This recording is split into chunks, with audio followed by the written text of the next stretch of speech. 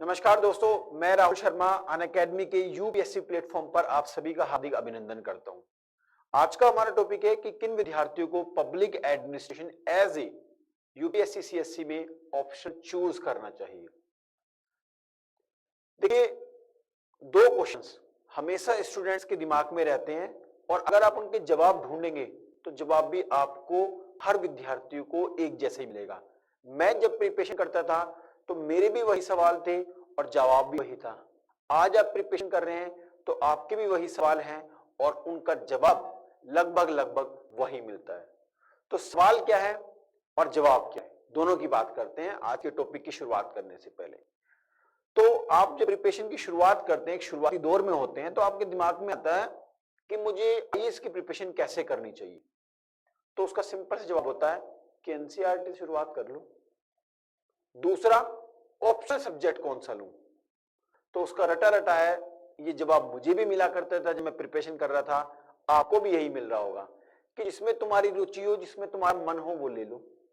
लेकिन दिक्कत क्या है, जैसे मैं इंजीनियरिंग बैकग्राउंड से हूं, कुछ स्टूडेंट आर्ट बैकग्राउंड से होंगे, कुछ मैथमेटिक्स बैकग्राउंड से होंगे, कुछ साइंस बैकग्राउंड से होंगे। तो उन्होंने बोल दिया जिसमें आपकी रुचि है वो ले लो।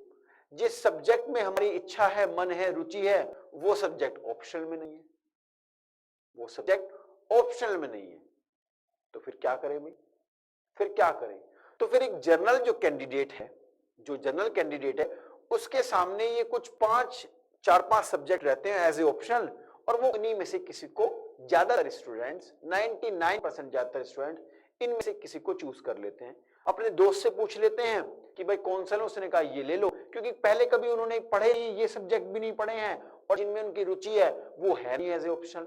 तो वे चार पांच सब्जेक्ट हैं जिनको वो एज ए ऑप्शनल चूज करते हैं, जैसे ज्योग्राफी, एंथ्रोपोलॉजी, हिस्ट्री, सोशियोलॉजी और पब्लिक एडमिनिस्ट्रेशन। ये पांच सब्जेक्ट हमारे सामने रहते हैं। अब इन पांच सब्जेक्ट में से हमें चुनाव करना है। तो जब हमें चुनाव ही करना है बच्चों किसी सब्जेक्ट का जिसके बारे में हम जानते नहीं, और हम जानते कैसे हैं, हमारा दोस्त बता देगा कि भाई ये वाला सब्जेक्ट ले लो, ये बड़ा आसान है, हो सकता है ये उसके लिए आसान हो, मेरे लिए ना हो। ठीक है, तो हमें क्या है, अंधेरे में हम तीर चला रहे हैं, हम अंधेरे में तीर चला रहे हैं बाकी के बताने से, दोस्तों के बताने से जो खुद भी प्रिपरेशन कर रहे हैं। ठीक है, तो आज फैक्ट के साथ बात करते हैं कि अगर आप एक जनरल कैंडिडेट हैं, जिस ऑप्शन में, जिस सब्जेक्ट में आपकी रुचि है वो आपके ऑप्शन में नहीं है, तो इन जनरल सब्जेक्ट में से ये चार पांच सब्जेक्ट आप देख रहे हैं, इनमें से कौन सा सब्जेक्ट आपके लिए अच्छा आएगा। मैं कह रहा हूं पब्लिक एडमिनिस्ट्रेशन। तो बात करते हैं पब्लिक एडमिनिस्ट्रेशन क्यों अच्छी है, क्यों एज ए ऑप्शनल आपको पब्लिक एडमिनिस्ट्रेशन सब्जेक्ट का चूज करना चाहिए। ठीक है, तो इसकी हम आज बात करने वाले हैं। ठीक, और मैं आपको बता दूं, अगर आप में से कोई स्टूडेंट्स अनअकैडमी सब्सक्रिप्शन लेना चाहता है तो you can use my referral code, that is RSB1। आप ये कोड इस्तेमाल करेंगे तो आपको 10% डिस्काउंट मिलेगा। तो बात करते हैं कि पब्लिक एडमिनिस्ट्रेशन आपको एज ए ऑप्शनल क्यों चूज करना चाहिए आपके यूपीएससी सीएससी परीक्षा के लिए। तो देखिए बच्चों, नंबर एक बात, जितने भी ऑप्शनल हैं उन सभी ऑप्शनल में सबसे छोटा सिलेबस अगर किसी सब्जेक्ट का है तो वो है बच्चों पब्लिक एडमिनिस्ट्रेशन का। सबसे छोटा अगर आप सही से इसको पढ़ लें, सही से अगर आपको पढ़ लें, अगर सही से आपको इसका मटेरियल मिल जाए तो मैक्सिमम 2 महीने के अंदर, विद इन 2 मंथ्स, आप पेपर 1 और पेपर 2 दोनों कवर कर लेंगे, दोनों। अब कुछ स्टूडेंट कह रहे होंगे सर आप पब्लिक एडमिनिस्ट्रेशन पे ही क्यों जोर दे रहे हो, तो उसकी बात कर लेते हैं। नंबर एक, मैंने आपको बताया सिलेबस बहुत छोटा है। नंबर दो बात, जैसे आप ज्योग्राफी में, हिस्ट्री में आपको फैक्ट्स, डेट्स वगैरह याद करनी पड़ती हैं। ठीक है, सोशियोलॉजी में एक पर्टिकुलर थ्योरी टाइप में आपको याद करनी पड़ती है।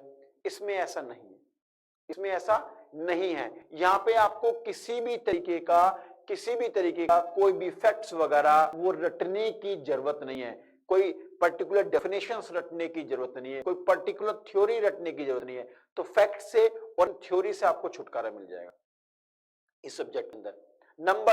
नंबर तीन, ये जो आपका पब्लिक एडमिनिस्ट्रेशन है मेरे बच्चों, ये आपका जीएस पेपर 1 में भी आता है, जीएस पेपर 2 में भी आता है, एसए में भी इसका बहुत बड़ा रोल है, और जो आपका जीएस पेपर 4 यानी इथिक्स में अपने आप में ये जबरदस्त रोल निभाता है।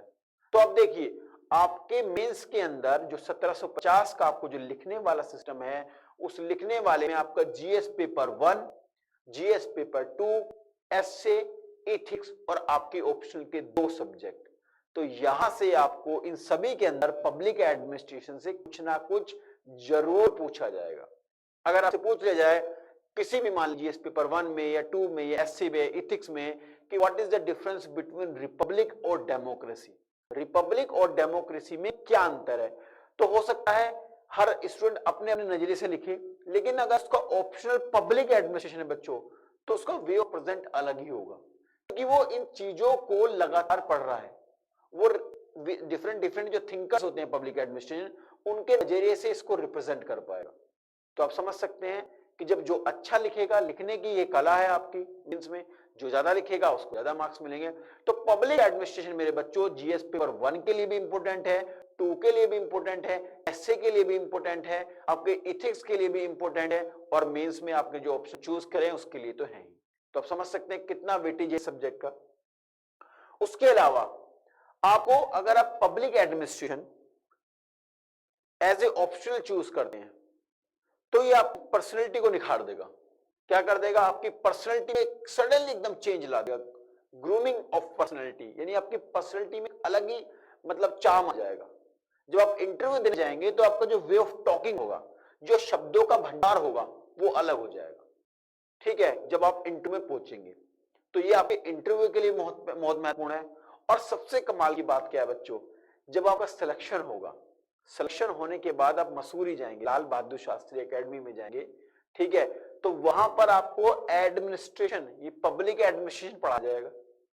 तो अगर आप आज optional as a public administration नहीं लेते तो आपको वहां पढ़ना पड़ेगा, पढ़ना तो पड़ेगा। हो सकता है आपको ज्योग्राफी, हिस्ट्री इतना ना पढ़ाया जाए, लेकिन ये सब्जेक्ट जरूर पढ़ाया जाएगा पब्लिक एडमिनिस्ट्रेशन, क्योंकि आप एडमिनिस्ट्रेशन का भी एक हिस्सा होने वाले हैं।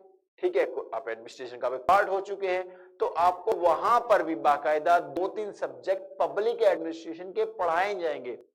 और अगर आपके पहले से पब्लिक एडमिनिस्ट्रेशन तैयार है तो भैया फिर आप मसूरी घूमोगे।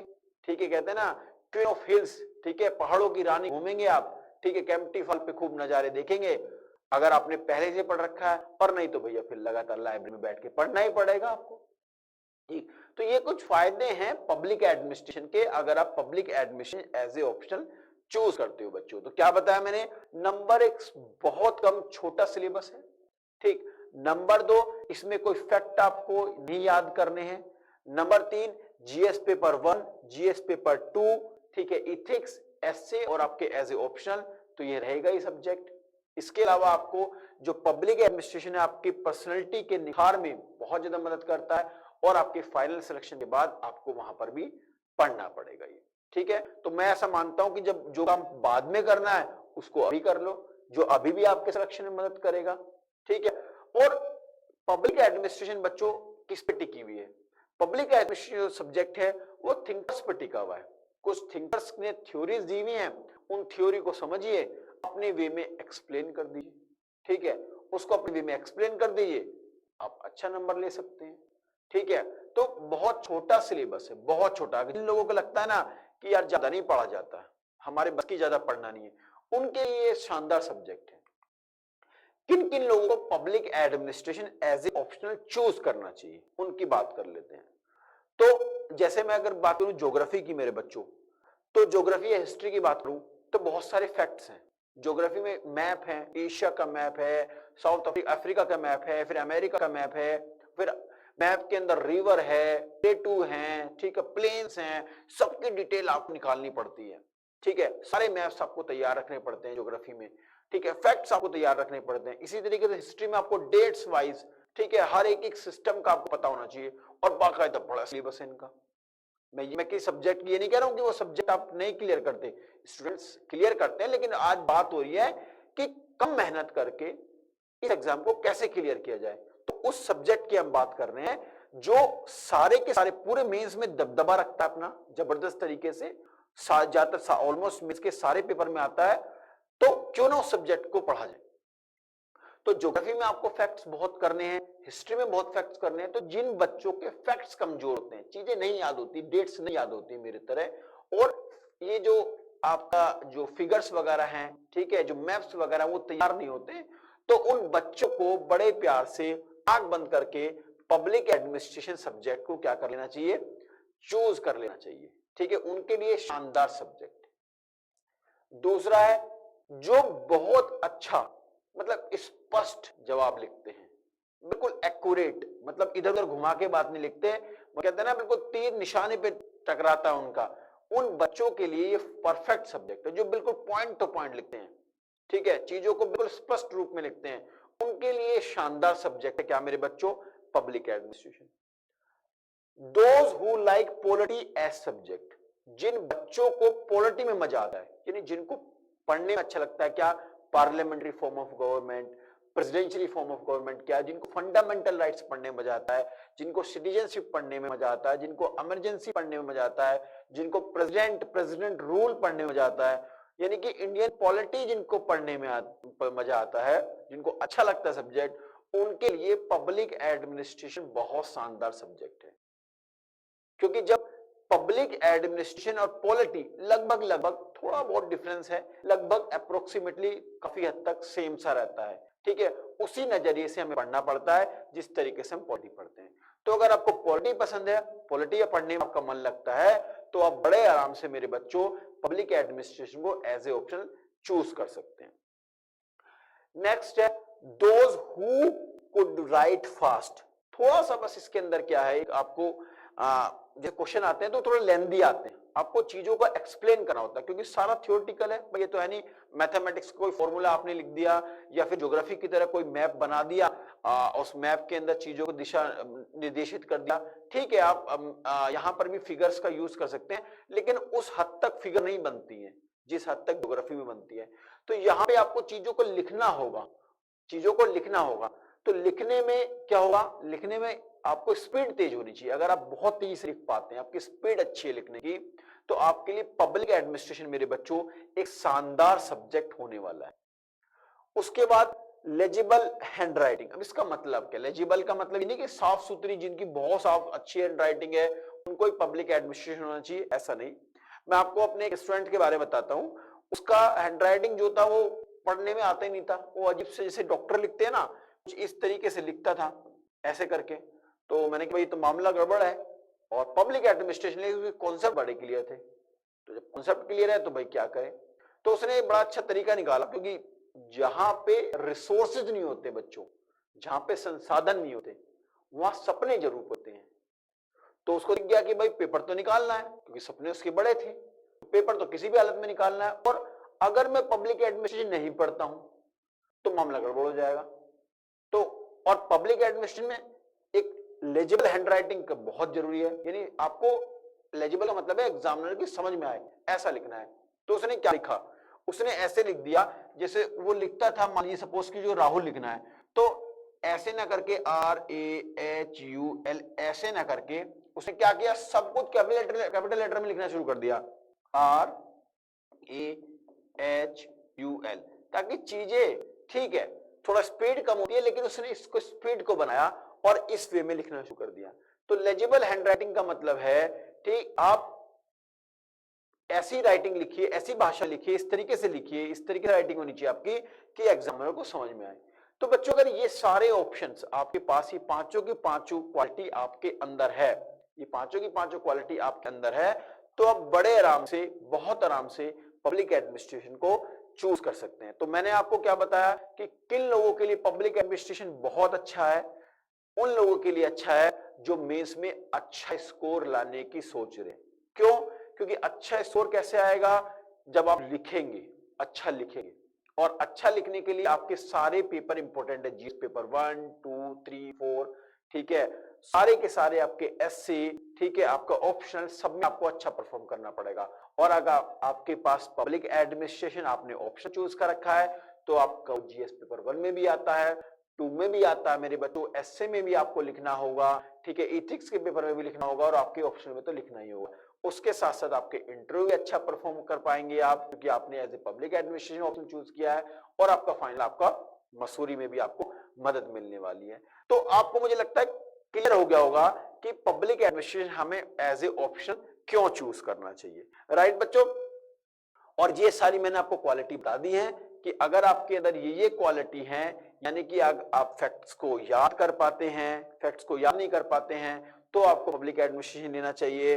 ठीक है, आपकी अगर हैंड राइटिंग स्पीड, आप फास्ट लिख पाते हैं, अच्छे से तेजी से स्पीड से लिख पाते हैं, तो भी आप क्या कर सकते हैं, तब भी आप ये ऑप्शनल सब्जेक्ट ले सकते हैं। अब स्टूडेंट्स का कई बार ये इशू रहता है कि सर दोनों सब्जेक्ट में 300 नंबर नहीं आ पाते। कुछ स्टूडेंट्स कहते हैं कि पब्लिक एडमिनिस्ट्रेशन में 300 प्लस मार्क्स नहीं आ पाते। तो मैं आपको बताऊं, मेरी कुछ वीडियोस हैं ऑलरेडी यूपीएससी सीएससी ऑप्शनल पर अनअकैडमी के चैनल पर, वहां मैंने पब्लिक एडमिनिस्ट्रेशन पढ़ाया है। तो इन वीडियो को आप देखिएगा, एक दो वीडियो को, तो आपको अंदाजा हो जाएगा कि पब्लिक एडमिनिस्ट्रेशन किस तरीके का सब्जेक्ट है। और मैं आपको बताऊं, मेरे कई स्टूडेंट ऐसे हैं जिन्होंने public administration as a option लिया और 300 प्लस उन्होंने मार्क्स लेके आए वो। तो पब्लिक एडमिनिस्ट्रेशन में ये जो बहम चल रहा है, जो भ्रम, इसको इल्यूजन बोलते हैं ना, हम इकोनॉमिक्स में बोलते हैं मनी इल्यूजन। तो जो इल्यूजन शब्द है, यानी जो भ्रम है, वो भ्रम गलत है। कि अगर आप ये सोचें, क्योंकि माहौल चलता है बच्चों के अंदर कि पब्लिक एडमिनिस्ट्रेशन में 300 प्लस मार्क्स लेके आना बहुत मुश्किल है। मैं आपको बताऊं 300 प्लस मार्क्स आते हैं कि आपको बस केवल क्या है, इन पैरामीटर्स पे, इन दो पैरामीटर्स पे बहुत अच्छे से ध्यान देना पड़ेगा। एक, आपको अपनी राइटिंग तेज करनी पड़ेगी और आपको लेजिबल हैंडराइटिंग रखनी पड़ेगी, यानी स्पष्ट, साफ सुथरी। साफ सुथरी का मतलब ये नहीं है मतलब कि आप बहुत अच्छा लिख रहे हैं, मोती से टक रहे हैं। मोती से टकने का मतलब नहीं मेरा एग्जामिनर की समझ में ऐसा आपको लिखना है। ठीक है। और थिंकर्स, जब पब्लिक एडमिनिस्ट्रेशन आपको बताया जाएगा, तो पब्लिक एडमिनिस्ट्रेशन में थिंकर्स होते हैं। ठीक है, उन थिंकर्स ने किस तरीके से चीजों को रखा है, उन चीजों को आपको अपने जवाब में रिप्रेजेंट करना होता है। ठीक है बच्चों, तो मुझे लगता है कि आपको पब्लिक एडमिनिस्ट्रेशन समझ में आया होगा कि कौन स्टूडेंट्स, कौन विद्यार्थी public administration as a option choose कर सकता है। तो मैं आशा करता हूं आपको ये वीडियो पसंद आई होगी। अगर आपको पसंद आई है तो इसको ज्यादा से ज्यादा लाइक करें। ठीक है, और जो लोग नए हैं, they can join with me with my Telegram, that is rahul_economics। अगर आपको कोई भी डाउट्स है रिगार्डिंग योर स्टडी, आपको public administration as a optional choose करने में अगर आपको कोई भी किसी भी तरीके की और भी मदद चाहिए, तो आप मेरे से डिस्कस कर सकते हैं। ये मेरा रेफरल कोड है, दैट इज RSB1। आप इस कोड का यूज कर सकते हैं, आपको 10% डिस्काउंट मिलेगा अनअकैडमी के आइकॉनिक सब्सक्रिप्शंस में, नॉर्मल सब्सक्रिप्शन में, और अगर आप मेंस के लिए कोई ऑप्शनल सब्सक्रिप्शन लेने वाले हैं तो उसमें भी आपको मदद मिलेगी। आशा करता हूं कि ये वीडियो है आपके लिए बहुत ज्यादा हेल्पफुल रहेगी। बहुत बहुत धन्यवाद आपका, बहुत बहुत शुक्रिया। मुस्कुराते रहिए। Thank you very much.